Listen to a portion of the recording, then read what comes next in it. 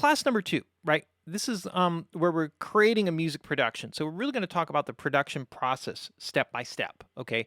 And this production process is different really for everybody, but there are some fundamental things that happen, right? Traditionally, the way a song would start is it would start with a demo, right? And that would be an idea, right? So the song gets written. And then from there, the demo stage is about developing the song, right? Finishing the idea. Excuse me. Making the song actually work, right? And be interesting beginning to end. And so most songs traditionally were started with lyric and a melody and a single instrument. Maybe that was piano vocal, acoustic guitar vocal.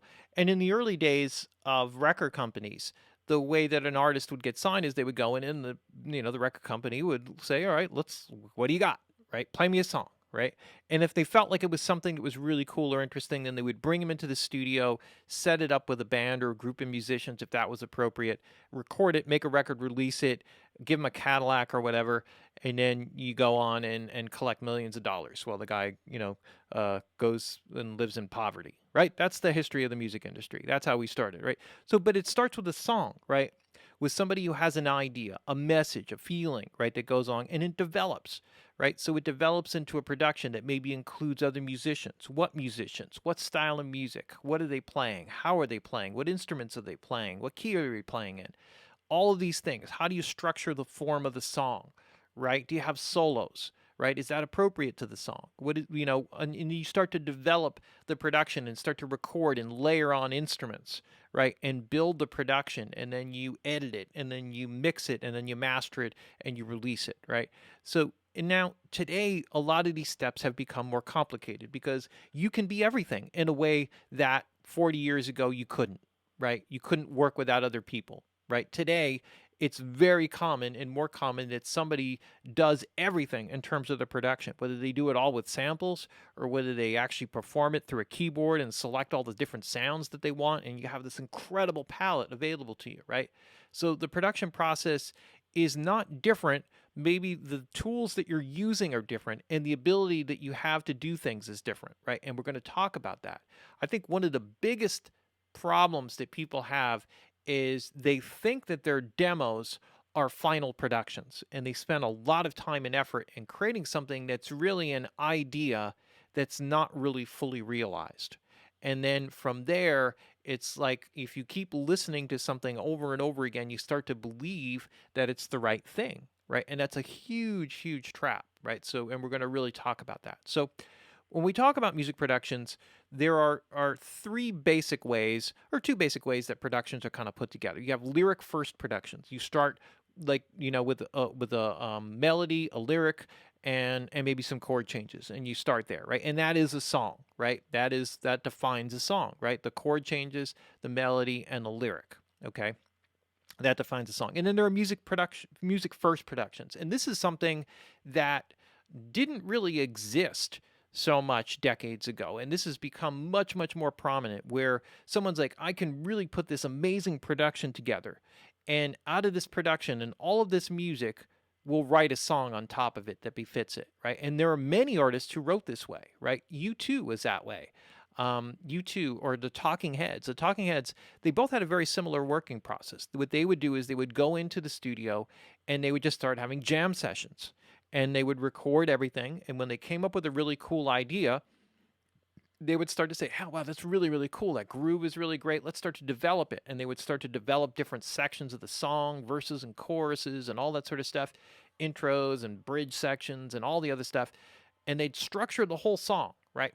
And then after they structured the song, then they would start to write lyrics and melodies to it, right? I worked with David Byrne. It's amazing to watch this. You'd take a song, and after he hashed out all of the actual recording of the individual instruments, right, and kind of got this whole production together, he would go out and he would just start mumbling melodies into a mic, right? And you just record it, and we drop it onto a cassette tape for him, and he may do like 5 or 6 different takes, and sometimes words would come out, and he would just let it sort of flow naturally, and then he would go then and take that and those lyrics, and he would actually, it was the most amazing thing.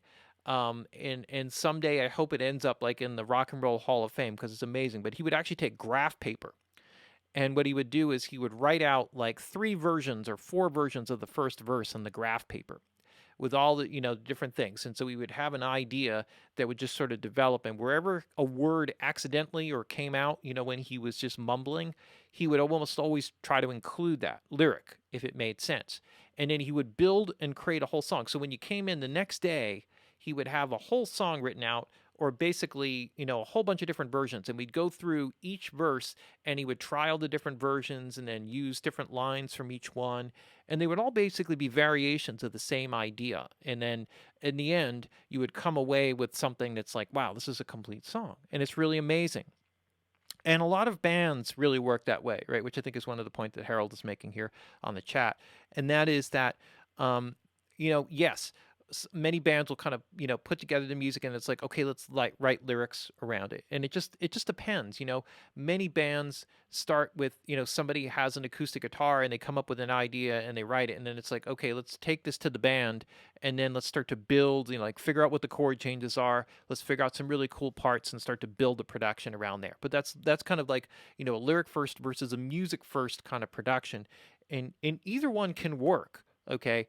Today, there's much more of this because what you really see now is that people who are really, really good at putting together music productions and all the different sounds and kind of cool things that you can work with and the way that you can build music today, you can actually build these productions. And if somebody hears it and it really inspires them, and it's like they can write a song like that. And I worked with many artists, like especially hip hop artists, who are really, really amazing at this, where you would work with a programmer for a few days and you'd put together this whole like amazing beat and we record all these parts and all these samples and we get everything. It's like, this is really cool.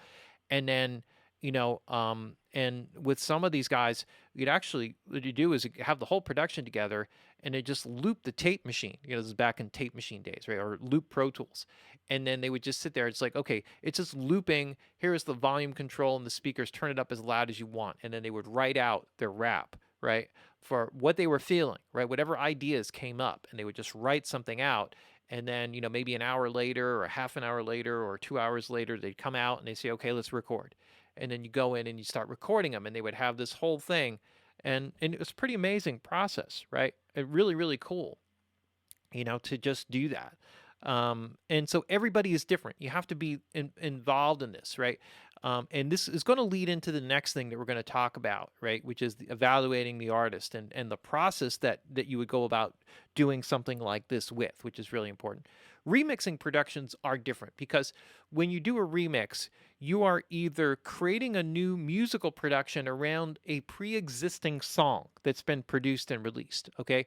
This has been going on for quite a long time and really became a popular thing in the late 70s, I guess really through the 80s, when DJs started to come into recording studios and work on the production. So these were DJs who were working in clubs who knew what people liked. And they would take popular songs, singles of artists, and they would build a whole production. It would start with an 808 kick drum, 4 on the floor, right? So you just pound that away. And then you'd build a whole groove around it. And then they would take samples, right, of what the artist, different lyrics, right? And you could get really incredibly creative because you could actually use the lyrics just as they are. You could grab certain parts, throw all kinds of crazy delays on them, process them, distort them, phase them, flange them, go completely nuts with it, And this, like remixing to me, is probably one of the most creative things for a single person to do, right? Because you can really create this whole vision, right? This whole thing out of regenerating a whole new form of art out of something that already exists. Okay. And from the moment I started working on this stuff in the mid 80s and really getting into it, and I worked on a lot of hit remixes. I mean, songs like, for Prince, for Madonna, for Duran Duran, could go on and on and on. All these different artists have done remixes for that were completely reprocessed and brought in, and you would know immediately all those songs and what they were, right? But it was like a completely different production built around it. And that's like a whole art in itself, grabbing samples of things and working with it. So some people take there's a couple of ways of going about this. Some people take existing great songs and they extract elements and they build a whole new song and a whole new production around it. And there are rule type parameters around that, in terms of the legality of it, right? But in how much you can use and what you can use and how you could structure it.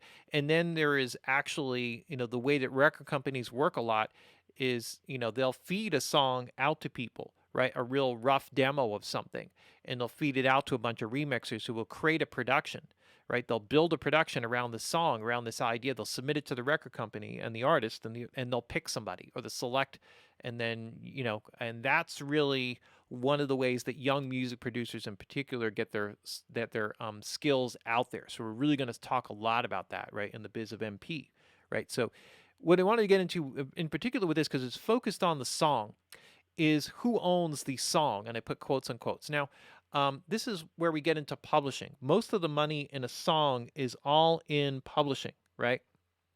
And the the song itself is actually, as in the United States, in copyright law, is half music and half lyric.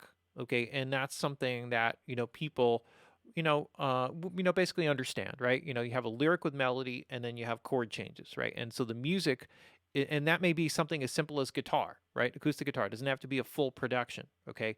This is important because when you're collaborating and you're working with other people, you have to understand what your role is and what you own, right? So if the song, if you actually write the music and someone else writes the lyric and the melody for the song, and you copyright the song, okay, you might think that you own just the music and the person who wrote the lyrics owns the lyrics, but that's actually not the case. You actually own 50% of each, and that's where the 200% thing that Johnny is playing there, which is kind of the way that they kind of lay it out. It's almost like 200%. It's like, okay, there's 100% of the lyric and 100% of the music, but you each own half of those two things, right? And that is, so you actually, if that song gets picked up by another artist and they do a whole new production only using the melody and the lyric, or only the lyric, then you get half of that, even though you wrote the music for the original song. And that's something that a lot of people don't. And that's how you start to structure contracts when you're working with people.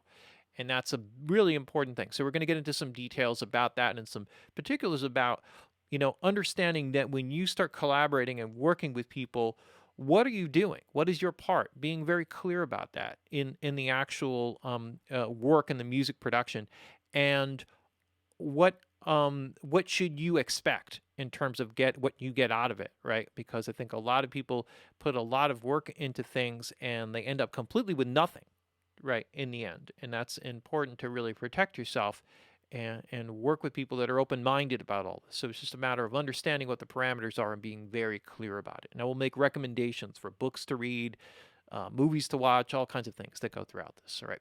So that's the basics of Class 2, right, which is creating the music production.